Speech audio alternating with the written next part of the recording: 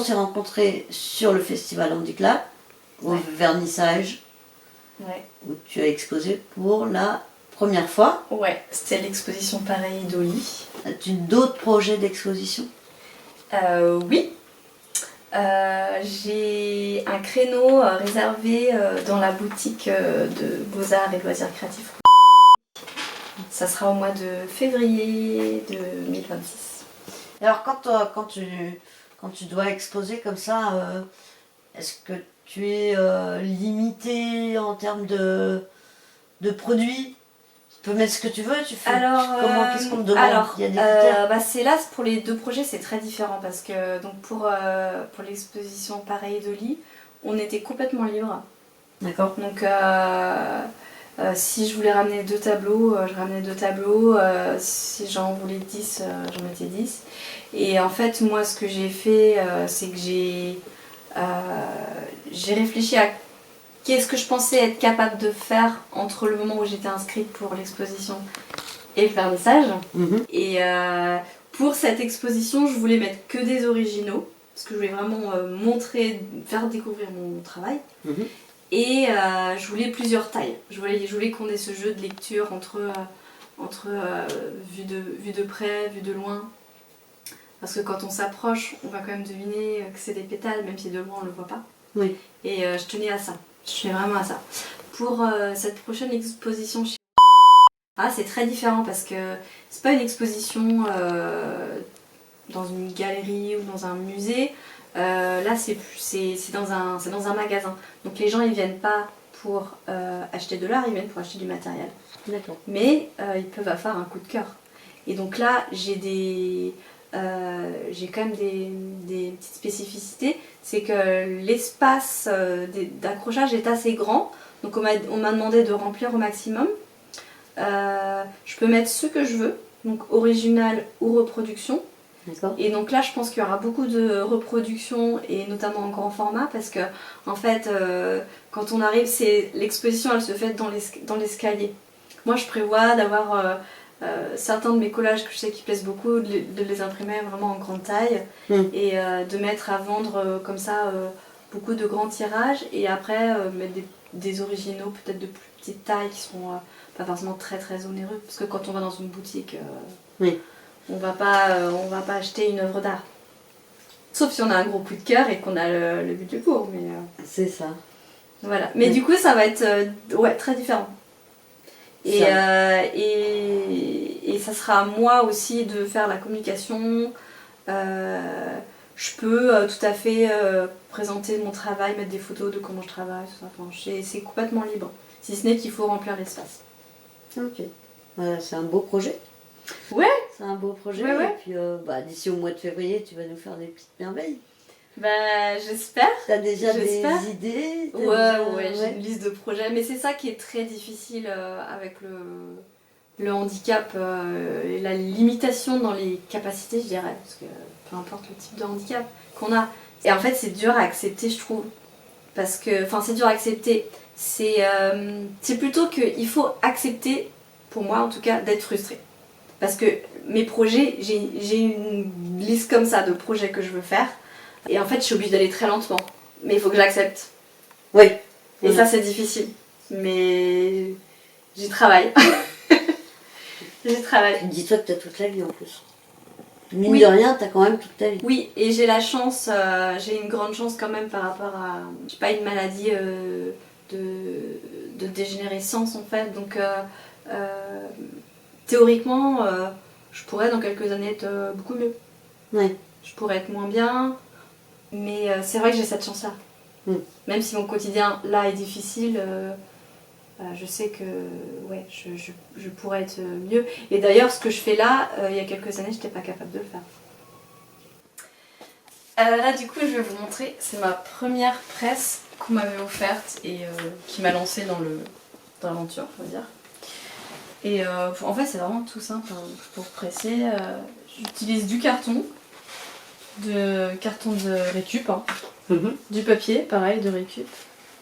Ça j'ai mis il y a juste quelques jours, ça commence à sécher. Carton, papier, fleurs ou feuilles, papier, carton. et ainsi de suite. Alors dans un premier temps, tu fais comment? Tu récupères ce qui te plaît? Ouais, Les alors en fait, idées te viennent ou t'as d'abord un projet et après tu cherches tes fleurs? j'ai beaucoup récolté l'an dernier, mais sans projet spécifique. D'accord. C'était vraiment, je récoltais et en fonction de ce que j'avais. Je commençais souvent avec des couleurs en fait qui allaient bien ensemble. Je travaille avec un fond de couleur en général, donc j'avais un fond de couleur et je voyais tel ou tel pétale, ça allait bien avec, et là je faisais quelque chose avec. Et après ça a un petit peu évolué parce que j'ai commencé à avoir des travaux de commande, et notamment le crocodile que j'ai fait. Tu nous montres quelques tableaux, quelques créations? Ouais, bah, je peux peut-être commencer par vous montrer mes classeurs. Comme je vous ai montré la presse, je peux vous montrer comment je classe après. Parce que en fait, le travail de collage, ça représente une petite partie de mon travail. D'accord. Parce qu'il y a la partie récolte, mise en presse. Après, il y a toute la partie tri, où il faut vraiment que je mette tout dans les classeurs. Classe selon la taille, le type de couleur aussi. Le type de fleurs aussi, des fois. Là, c'est des margots, donc j'ai mis toutes les margots ensemble. Tu connais tous les noms des fleurs du coup? Non. Non. Non. Je commence à apprendre, mais il y a encore des choses que... Par exemple, ça, je crois qu'on me l'a donné en plus, ça. Ça, je sais pas ce que c'est, tu vois. Des fois, je sais plus où j'ai regardé, mais je me souviens pas. Après, ce que j'utilise beaucoup, genre les cosmos. Ça, c'est des cosmos. J'aime beaucoup ça. Ça tient pas bien la couleur, mais je l'ai reteinte. Et ce que j'aime bien, c'est joli. Et là, j'en ai des entières des cosmos. Voilà, ça, c'est des cosmos. Comment tu sais qu'elles sont prêtes? Au toucher. Au toucher. Ouais. D'accord. Tu sens si c'est sec. Et s'il y a encore un peu d'eau, tu le sens en fait. D'accord. Ça va coller encore un petit peu, ou ça va être un petit peu moelleux, tu vois, s'il y a encore, s'il y a encore de l'eau. C'est un mélange de savoir, d'intuition, d'expérience.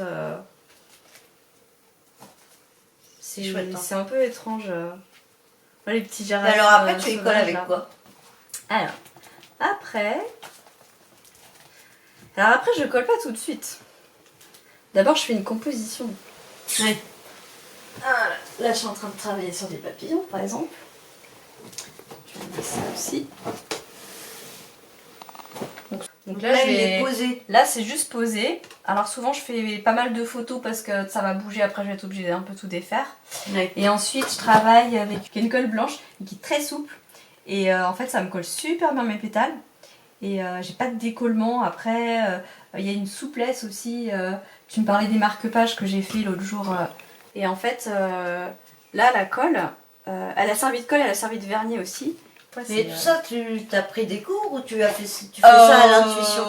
Je fais ça à l'expérience. L'intuition, l'expérience. L'expérience. Après, comme je disais, j'ai fait des études d'art appliqué, moi. Donc j'étais... Et même avant ça, en fait, depuis ma tendre enfance, je faisais pas ça, mais je faisais du dessin, de la peinture, de la pâte à modeler, des maquettes, de la couture.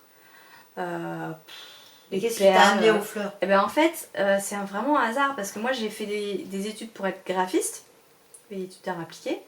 Et malheureusement, avec mon problème de douleur chronique, j'ai été mise en invalidité il y a plus de 10 ans. Je crois que j'avais 25 ans, 26 ans.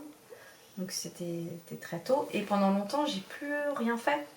J'ai plus rien fait parce que je tiens pas longtemps à l'ordinateur. J'ai pas... même, tu vois, tenir un crayon, par exemple, quand je fais mes croquis pour des choses complexes, faut pas que je dessine trop longtemps parce que dès que j'ai des mouvements répétés avec un peu de force, je suis gênée.